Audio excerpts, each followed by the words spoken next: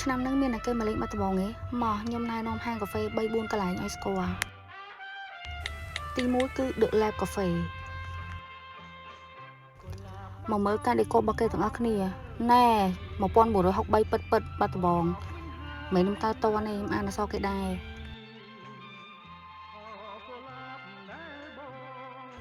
នៅក្បែរសាណាត់យើងនឹងអ្នកណាមកគួរតែមកសាកកាហ្វេនៅកន្លែងហ្នឹងមកអាទី2នេះណាគេក៏ស្គាល់ដែរកត្រេកត្រកកាហ្វេនៅនឹងក៏គេដេកបែប vintage ដែរហើយកន្លែងអង្គុយគេក៏មាន indoor outdoor មានជាន់លើដែរតើប៉ុន្តែពេលហ្នឹងខ្ញុំអត់បានឡើងទៅជាន់លើទេហើយអាទី3នេះគឺ The Fring នៅជិតសាលាពីធ្នូដែរគេដេកចេញមកឡើងធម្មជាតិហ្មងអញ្ចឹងណាគេចូលចិត្តធម្មជាតិកុំភ្លេចមក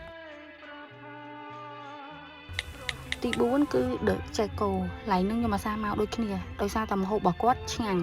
កន្លែងគាត់ outdoor ក៏មាន indoor ក៏មានហើយមានលក់វត្ថុបុរាណច្រើន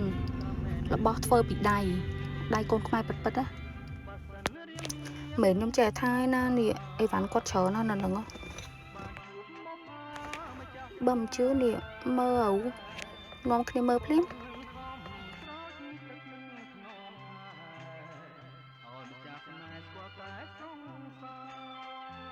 ល្ងាចឡើងអត់ដឹងទៅណាយើងណែមកអង្គុយឈៀលនៅក្រោយក៏បានដែរមើលទឹកស្ទឹងបានទៀតចាចុងក្រោយគេនោះគឺ Vintage Cafe Vintage តាំងពីព្រឹកទល់ល្ងាចកន្លែងគាត់នៅក្រោយឡើងតលីឯងហើយសំខាន់ខ្ញុំចូលចិត្ត quote មួយនេះបើអត់ដឹងទៅណាទេតោះទៅលេងបាត់ដំបងទាំងអស់គ្នាបាយបាយ